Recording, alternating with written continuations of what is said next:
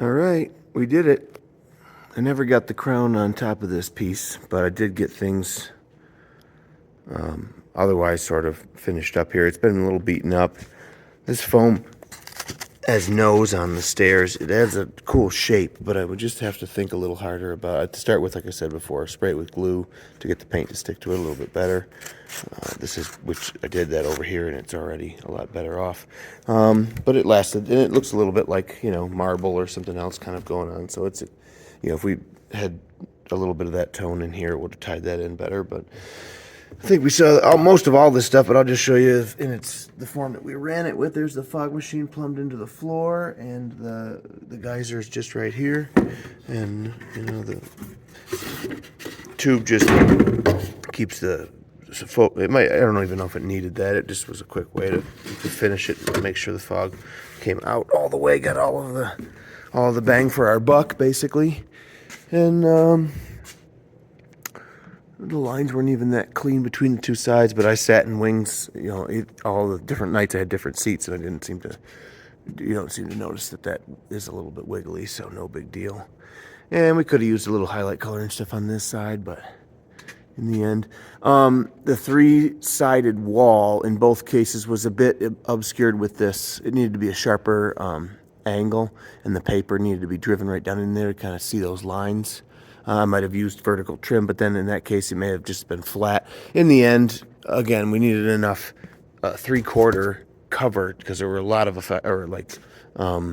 surprise entrances to a certain extent from the other side of this piece. So, people were able to tuck around inside of there, which was the overall kind of goal. A lot of people may think it could have just been a flat wall, but you get three-quarter view and all of that. And I like things to look more substantial than just, I don't like to have 2x4 dimension on anything or dimensional lumber dimensions on anything. And the trees were just a simple dry brush, same with Shrek's house. I don't know, there's probably 3 or 4 colors in there.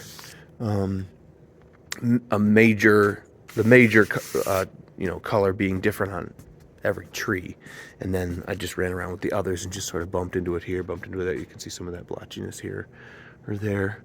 And Miss Merrill brought us some different colored Sherpa to use as moss and a couple little lawn ornaments that we'll see at my house probably eventually. I put a bunch of the branches in the back of this foliage with just some gaff tape, and again, if you want the stuff to really stay and you're going to count on gaff tape for the production, you can just add a little spray adhesive first to kind of help it stick. Good morning. I'll be right there. Thanks. The light that she came out and we had Fiona just flip the flap on the, we got these really cool, where is the switch? You can have whatever, it's LED. Where's the switch? Come on. Why don't you worky? Should just turn on. Anyway, it's just bright, and you can select whatever color you want. And so we just had it on in the show and covered, and she came out and just, uncovered it with her Shrek hands and did her little scene there, and then nonchalantly covered it back up again. We had a little black and some highlight color on the foliage. Miss Merrill covered that. We lost the anatomy of the leaves briefly, just because even though I sketched it on, when you start painting or start with black, it covers all the lines up. So you have to seek out and find the way in which the silhouette works with the shapes and stuff that you're painting. Otherwise, it's kind of, you can do the same kind of thing, but it doesn't look quite as good. I think it was worth us nailing down the leaf anatomy on that. Again, more trees, more dry brush. I'll back off and look at this stuff in the photographs. The beauty photos I'm about to get are going to be in my portfolio. Obviously, you can check that out on my website.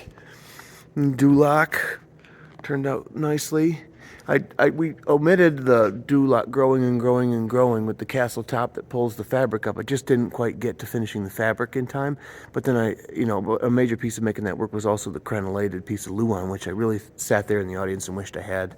It would have helped this become a castle, because the 2 white sides of these columns come in with it. And we couldn't get a castle top on those or anything. So just things that you might have done if you had more bars or more time or something similar to this. And just some wreath forms, and have, and some hemispheres stuck to the door there with adhesive, construction adhesive, some cardboard, cut out cardboard for the hinges. And then I had to cover the holes in these doors. I just used that ram board floor protection. Cover the holes, 2 colors, the dark brown, and then just streaks with the orangey tone. And then divided into 4 groups, and just had someone hand brushed just black line to give it that relatively clean plank, not too rustic look. And that was that. A couple colors on the face of Duloc. Oh, in the beginning of the show, we set the towers so that little baby Fiona can be sent to the to live a life in the tower, and so rather than just nothing like the first night, the director was like, "Oh, we could do something that helps you understand that that's where she's headed." So I quickly sprayed the other side of these the same red as the tower the tower set piece, and then illustrated what looks like the tall tower with essentially what we were trying to have on stage when it comes out as a set piece to kind of help that come together. And even a little paint drizzle, and there was some flicked white on there, just helps that be more interesting overall. And so we got double duty out of those, triple duty out of the posts that were on the sides of the column. It's just a piece of dowel drilled with a hole and has a washer on it. But those banners hang up there as Farquaad castle pieces, and then as the tower thing, and then the shackles went up there. I just put those on with a big ring, and the ring fits over the washer and hangs the shackles down too, so the folks can be tied up there. And then we showed you the bone piles that stick to the bottom of them. Where are those when they're standing up? I was really happy with how those turned out. I don't know where they got put. Maybe there's one on the other wing. But that's basically what we did there. And oh, the bird. I put some I chopped up feathers, but they didn't want to go flying. I used the blender. The balloon popping just wasn't enough. I put some googly eyes on him, and I used epoxy putty to stick the tack to his chin so it's a little cleaner, made a quick nest. I put the feathers, I just put whole feathers in here, just to make kind of like wing kind of illusion. I'll get some beauty photos of that set up and stuff too. Somebody left clear comm on. Humming over here. And he's just on a relatively sturdy base that can be slid out after intermission and a sandbag thrown on it. So you can do the puppeteering out there. Tweet, tweet, tweet, tweet. And then pop him by just finishing to inflate, and he just hits that tack. Here's the shackles, just have one of these rings on them. And those hang like that. And then the magnetic pile of bones looked pretty cool. Both of them with the same exact polarity and the same exact magnet layout so that they fit interchangeably on all the different. There it is. 3. Where are you, baby? Did the magnet come off? Or did I never put one on? I may have walked away. Oh, no, it's over here. Okay, I was going to say. There it is. So that works pretty sweet. Completes this. Oh, hey, what's going on, tree? Completes this whole look. That won't work. So, kind of cool. Well, I'm just feeling completely burnt down to the end of the wick, and then we got to get cleaning things up. We got to get the backdrop down and folded and get it out of here because it was a rental. So, I don't think I missed anything here. Check out the photos and stuff on my website. Thanks for watching. We'll see you.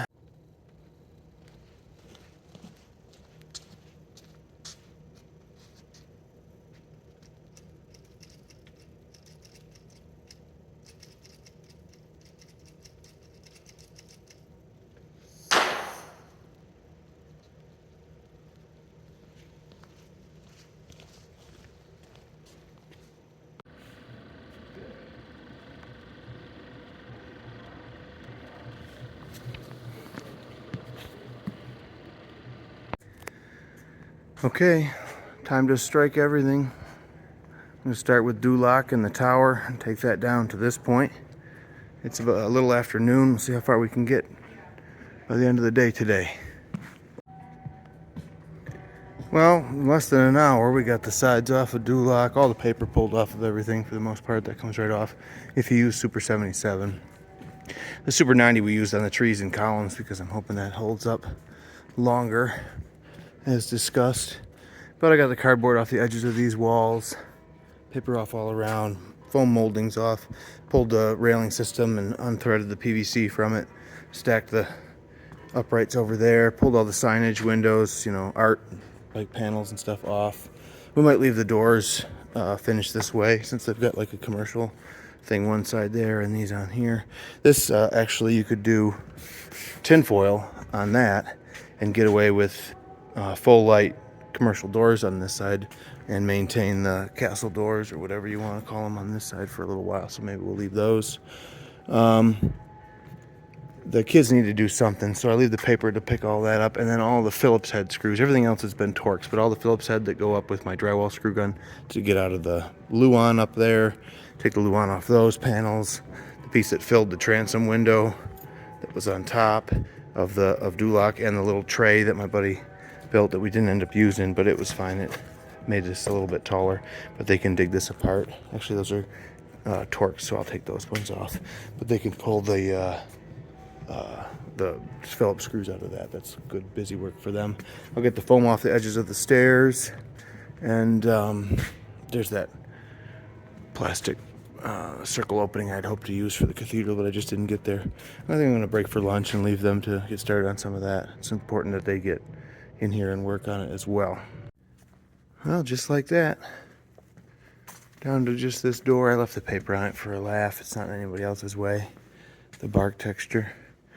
And everything else has been shoved downstairs. The trees, got to come up with a place to store them. And that fire I might take if I take the wheels off. That belonged to the school.